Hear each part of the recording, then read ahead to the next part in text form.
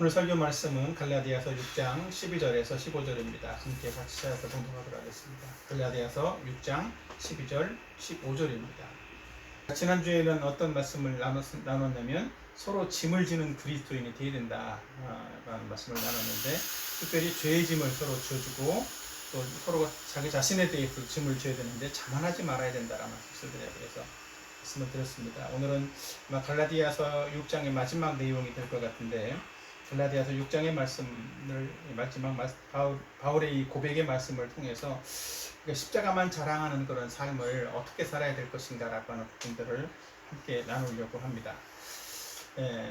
자랑한다라는 것들을 생각해 보면 사람들은 자기 자랑하는 일들을 좋아하는 경우들이 많죠. 어떤 사람들은 누구를 만나기만 하면, 입만 벌리기만 하면 자기 자랑하는 그런 사람들이 있습니다.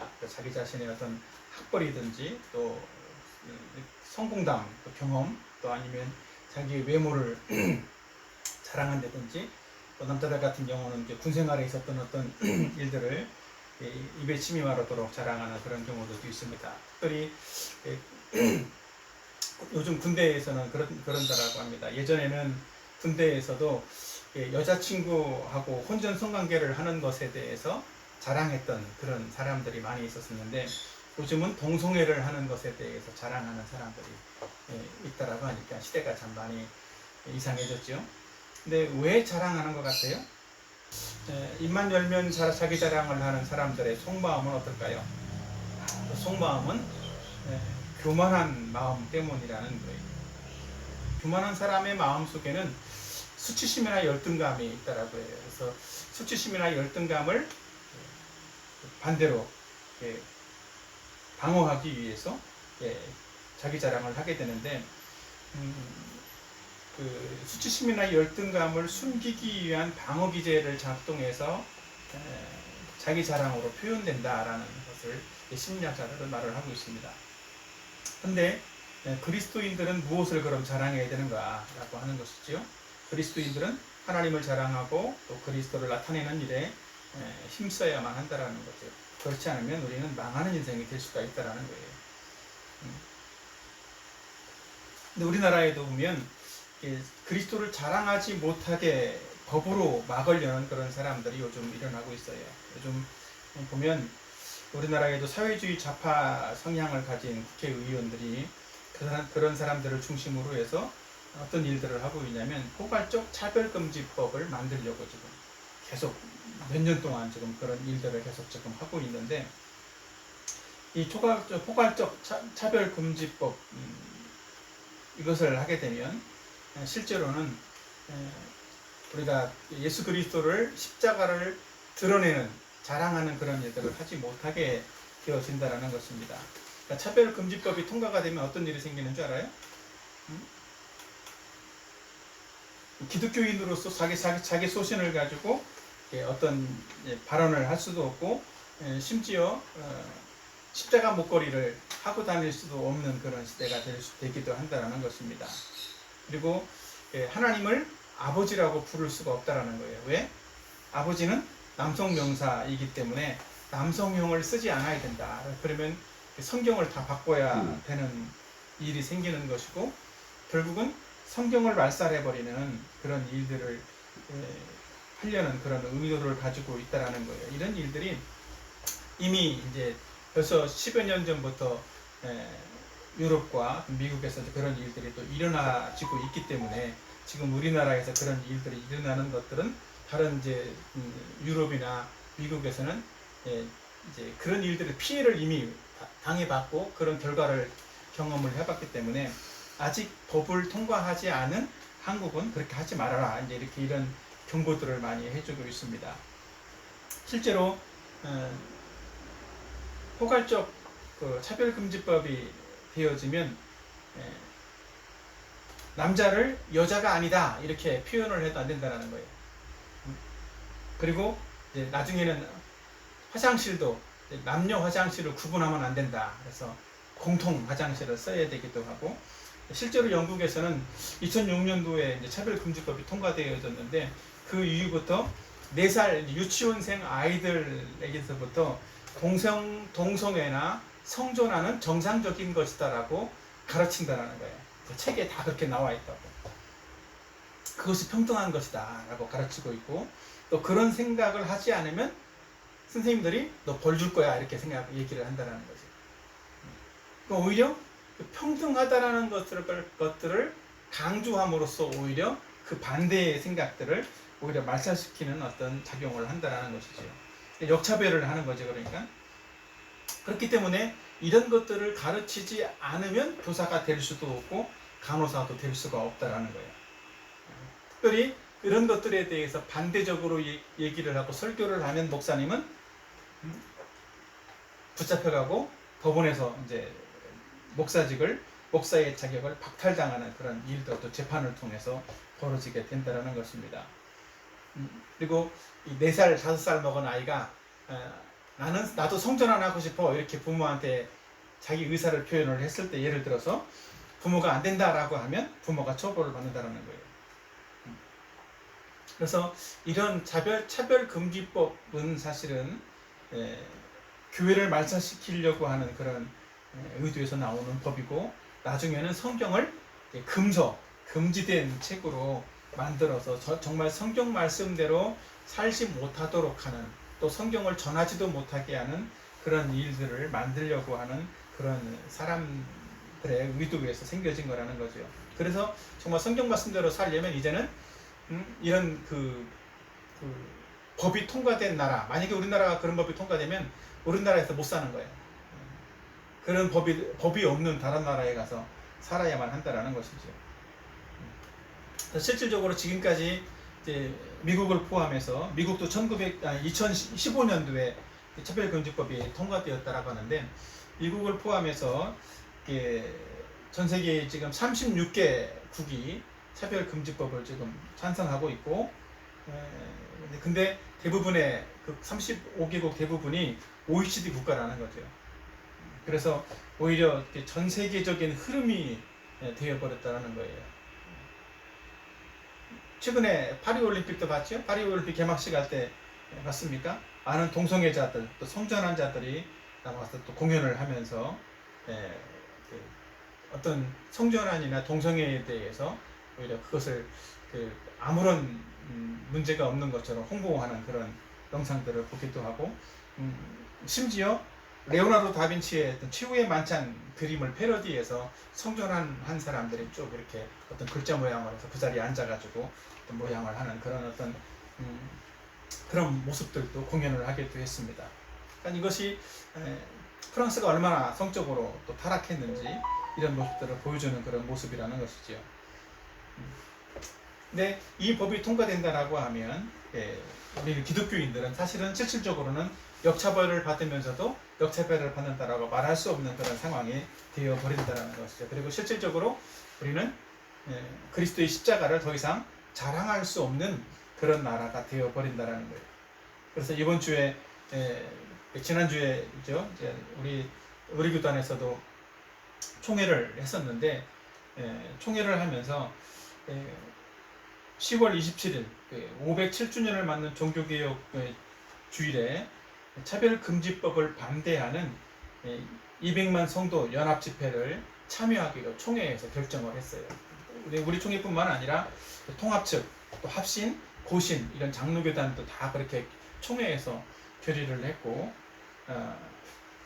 또 각 감리교든 어떤 다른 교단들에서도 함께 참여하겠다라고 해서 총회적으로 아예 결의를 해서 이번 10월 27일 광화문 일대에 이렇게 이제 12칠 이렇게 해가지고 악법 저지를 위한 200만 연합 예배 이렇게 해가지고 찬양 페스티벌과 큰 기도 모임을 같이 하자 이렇게 좀 추진을 하고 있습니다. 우리 이 일을 위해서도 같이 마음을 모으고 기도를 해야만 하겠죠. 많은 교단과 총회에서 이런 결정을 하고 있는데, 사실은 우리는 예수 그리스도를 통해서, 예수 그리스도의 십자가를 통해서 새로운 피조물로 지음받았다는 그런 사실들을 생각하고, 오히려 그 사실들을 우리가 자랑할 수 있는, 끝까지 자랑할 수 있는 그런 삶을 살 수 있기를 위해서 마음을 모아 주어야 한다는 것이죠. 이것이 이제 이런 법이 통과가 되면 계속 이런 법이 아마 계속 멈추지 않고 이런 법안을 통과시키기 위해서 계속 힘쓰고 노력하게 되어진다라고 하면 결국 우리의 후손들에게 성경을 못 물려주고 기독교 신앙을 물려주지 못하는 일이 생긴다는 거죠. 그래서 오늘 본문에서 말씀하고 있는 이 내용처럼 바울은 나는 결코 십자가 외에 자랑할 것이 없다라고 이렇게 말씀을 하고 있는 것처럼 우리는 늘 십자가만을 자랑할 수 있는 그런 사람이 되어줬으면 좋겠습니다. 그러면 우리는 어떻게 하면 과연 십자가를 자랑할 수 있는 그런 사람이 될 것인가? 십자가만 자랑하는 삶은 어떤 삶인가? 라는 것들을 오늘 말씀을 통해서 함께 두 가지만 살펴보려고 합니다. 첫 번째로는 육체의 것으로 자랑하지 않는 삶을 살아야 된다는 거예요.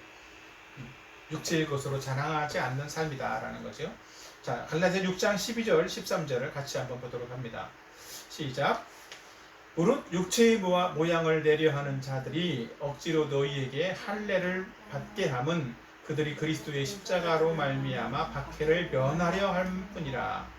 할례를 받은 그들이라도 스스로 율법을 지키지 아니하고 너희에게 할례를 받게 하려 하는 것은 그들이 너희 육체로 자랑하려 합니다.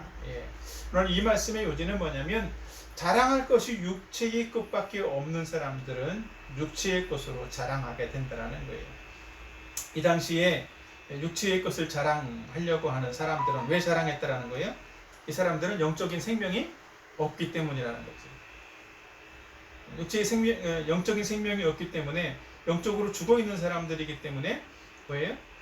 할례를 받음으로써 뭐 하려고? 십자가로 말미암아서 예수님을 믿는다라는 것으로 말미암아서 박해받는 것들을 면하려고 하는 태도에서 그런 마음에서 할례를 받았다라는 거죠.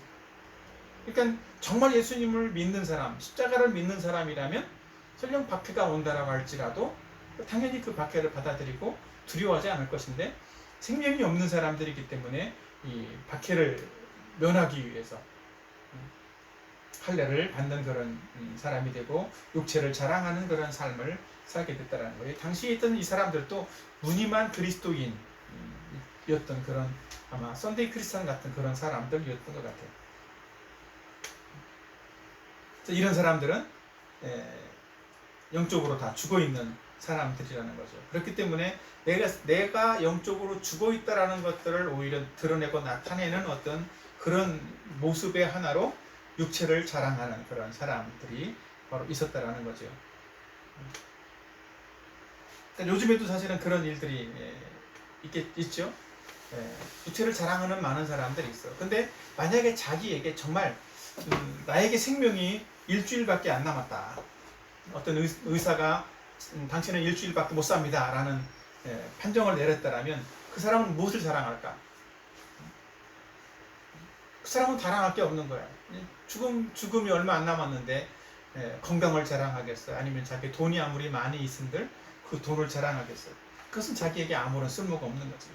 생명을 잃어버린 사람에게는 더 이상 자랑할 것이 사실은 없는 것인데 이 사람들은 영혼의 생명을 잃어버린 사람들이기 때문에 영적인 것을 자랑하지 못하고 육체의 것만 자랑하는 그런 사람들이 되어버렸다는 거예요. 어떤 사람들은 그런 표현을 하기도 합니다. 육체의 자랑을 하는 사람들. 왜 육체의 자랑을 할까? 현대인들이. 그것은 다른 사람들에게 뒤처지지 않기 위해서 또 뒤처지는 것을 불안해해서 초조해서 육체의 것을 자랑하려고 한다는 거예요. 그래서 만나기만 하면 육체의 것을 자랑하는 데 바쁘고 또 은근히 자기 자신을 자랑하면서 다른 사람들을 깔보기도 하는 그런 모습들이 많은 사람들 가운데 있다는 것입니다. 우리는 세상을 살면서 전혀 어떤 자기 자신이 가진 것들을 있는 그대로 말하지 않을 수는 없겠지만 자기 자랑을 함으로 자기 과시를 하는 경우들이 상당히 많이 있다는 거죠. 시골의 노인들은 마을회관에 모여서 뭐 하냐면 다 자기 자식 자랑들을 한다라는 거죠. 그러니까 자식 자랑할 게 별로 없는 사람은 마을회관의 노인정에도 가기를 꺼려하게 된다라는 거죠. 심지어 교회에도 마찬가지로 교회에서도 모이기만 하면 은근히 자기를 자랑하는 그런 사람들이 있다는 거예요. 자기 자신이 교회에 얼마나 열심히 하는지, 또 얼마나 많은 헌금을 하는지, 또 자기가 교회에서 어떤 직분을 받은 사람인지, 집사인지 권사인지 장로인지, 그런 부분들을 오히려 자랑하는 그런 사람들이 교회에서도 많이 있다는 것이죠. 내가 얼마나 교회를 오래 다녔는데 나를 무시하나, 뭐 이런 어떤 생각들을 하게 된다는 거죠. 그리고 심지어 자기 자신이 꽤나 경건하게 살고 있다라는 것들을 다른 사람에게 과시하고 자랑하는 그런 마음들도 가지게 된다는 거죠. 그러니까 이런 자랑을 통해서 사람들은 은근히 어깨에 힘이 들어가고 또 다른 사람들을 무시하는 그런 일들을 하게 된다는 것입니다. 그런데 교회 안에서도 이런 모습에 자기 자신을 과시하고 자랑하고 있다면 정말 자기에게 영적인 생명이 있는지 혹은 죽어 있는 사람인지를 돌아봐야 한다는 거예요. 대부분은 영적 생명이 없는 사람들이 이런 육신적인 것을 가지고 자랑하게 된다는 것이죠. 사람이 자기를 자랑하는 이유 중에 하나는 아까 앞에서도 말했지만 교만하기 때문입니다. 교만은 열등감의 우회적인 표현이기도 한데 실제로는 자기를 자랑할 것이 없기 때문에 자랑거리를 만들고 또 억지를 자랑하려고 하는 그런 마음에서 그런 교만한 마음들에서 자랑하게 된다는 것이죠. 진짜 내세울 것이 없기 때문에 교회 안에서도 영적 생명이 없는 사람들은 육신의 것만을 자랑할 수밖에 없다는 거죠. 그래서 유대인들도 나는 8일 만에 할례를 받았고 또 유대인으로서 철저하게 신앙생활을 하고 있다는 것들을 그 당시 사람들에게 또 강조를 하면서 할례를 받지 않은 사람들은 그래서 너희도 할례를 받아야 된다라고 강요를 하고 있었다는 거죠. 그러나 정말 구원받은 사람이라면 자신이 얼마나 부족한 존재이고 또 얼마나 무능하고 얼마나 큰 죄인인지를 깨닫게 되어져서 절대로 교만할 수 없고 자기를 또 자랑할 수 없는 그런 사람이 된다는 거죠. 그래서 바울은 자기 자신이 예수님을 믿고 나서 어떤 변화들이 자기 안에 생겼는지를 고백을 하고 있는 구절이 있는데 빌립보서 3장 5절에서 9절에 있는 말씀을 함께 한 절씩 교독해 보도록 합시다. 빌립보서 3장 5절에서 9절 앞에 보고 5절 제가 먼저 읽습니다. 나는 8일 만에 할례를 받고 이스라엘 족속이요 베냐민 지파요 15인 중에 15인이요 율법으로는 바리새인이요 교회를 박해하고 율법에 의존는 힘이 없는 자라. 그러나 무엇이든지 내게 유익하던 것을 내가 그리스도를 위하여 다 해로 여길 뿐더러 또한 모든 것을 해로 여김은 내 주 그리스도 예수를 아는 지식이 가장 고상하기 때문이라. 내가 그를 위하여 모든 것을 잃어버리고 배설물로 여김은 그리스도를 얻고. 다 같이 그 안에서 발견되려 함이니 내가 가진 의는 율법에서 난 것이 아니요 오직 그리스도를 믿음으로 말미암은 것이니 곧 믿음으로 하나님께로부터 나느니라. 바울은 이렇게 분명히 고백을 하고 있죠. 그렇죠? 내게 유익하던 것을 다 내가 그리스도를 위하여 해로 여길 뿐더러 모든 것을 다 해로 여긴다.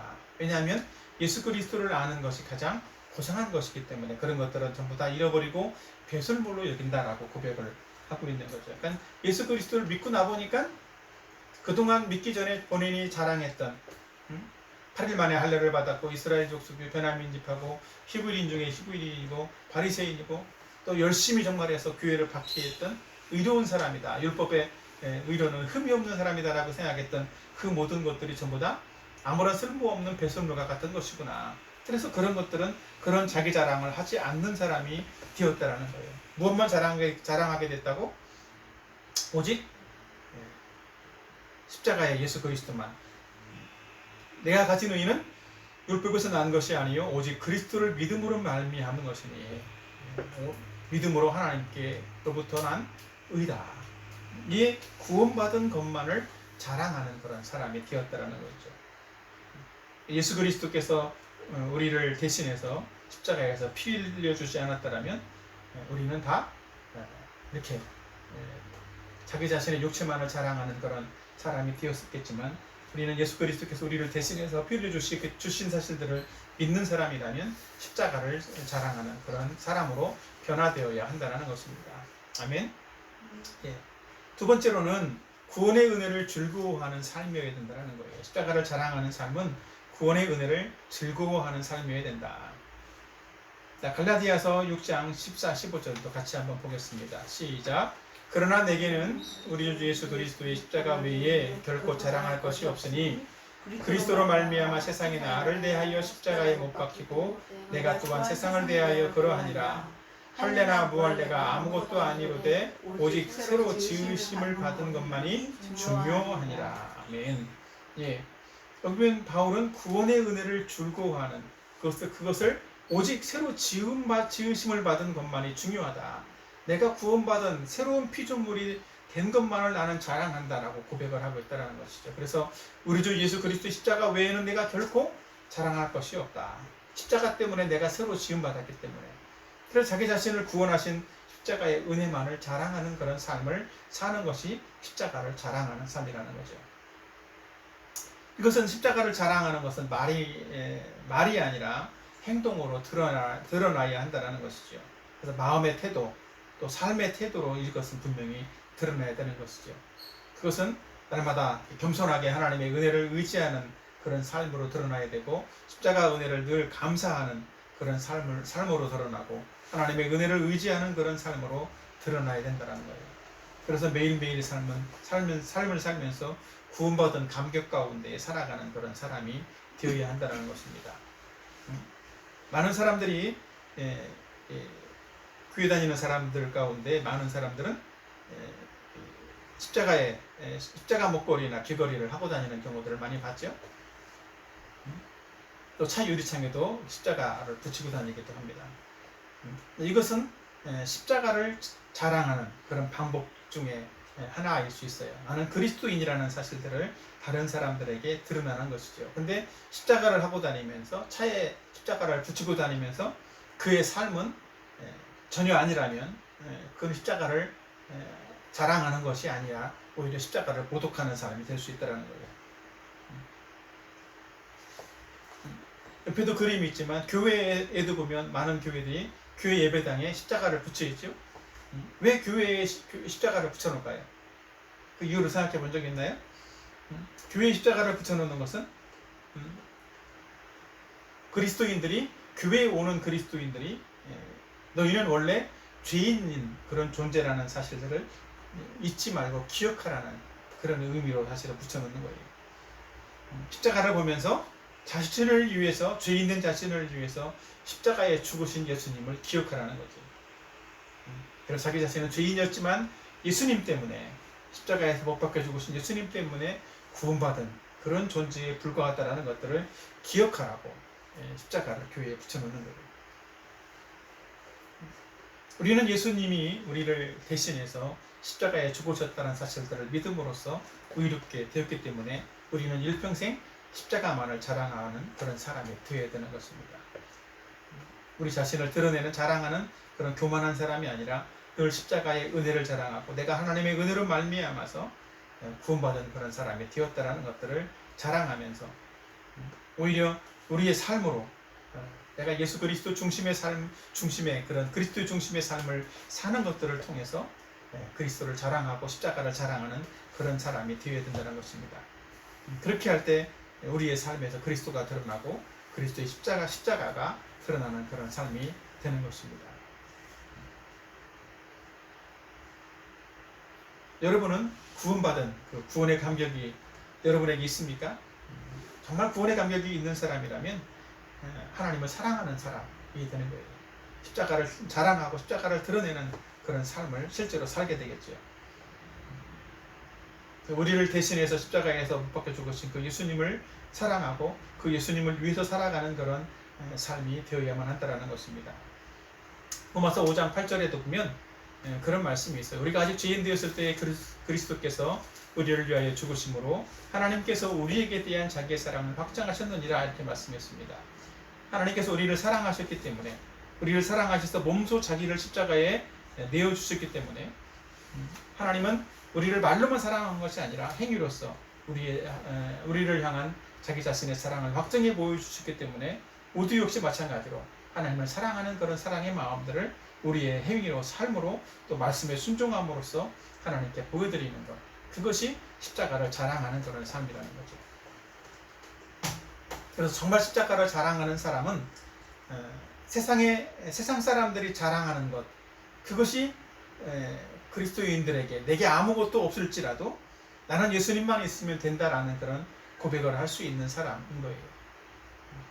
세상 사람들은 예수님이 없으니까 우치적인 많은 것들을 자랑하지만 우리는 세상 사람들이 자랑하는 그런 것이 설령 없을지라도 무엇만 있으면 된다?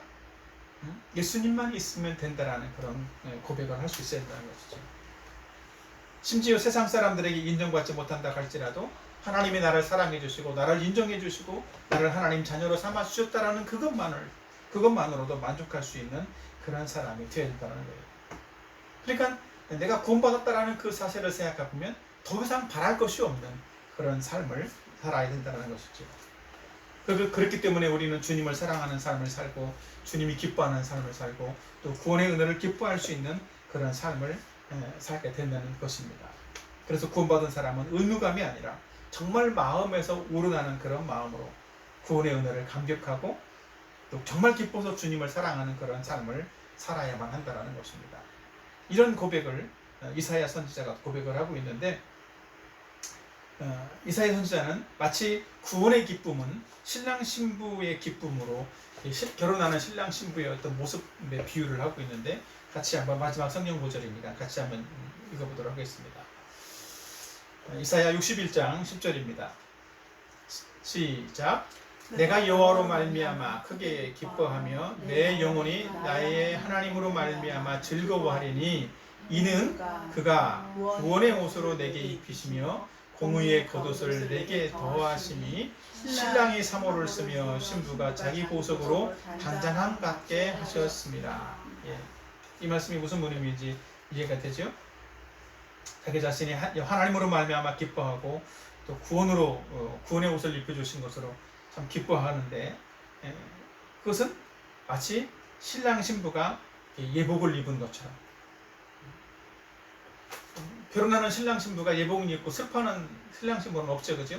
다 기뻐하고 즐거워한다는 거야. 그런 것처럼 기쁨과 즐거움으로 하나님 앞에 서게 된다는 거죠. 구원받은 사람은 이런 감격이 있다는 거예요. 이런 구원의 감격으로 구원의 은혜를 즐거워하는 이런 마음으로 매일매일 신앙생활을 하는 것이 구원받은 그리스도인의 삶이고 그것이 십자가를 자랑하는 그리스도인의 삶이라는 것입니다.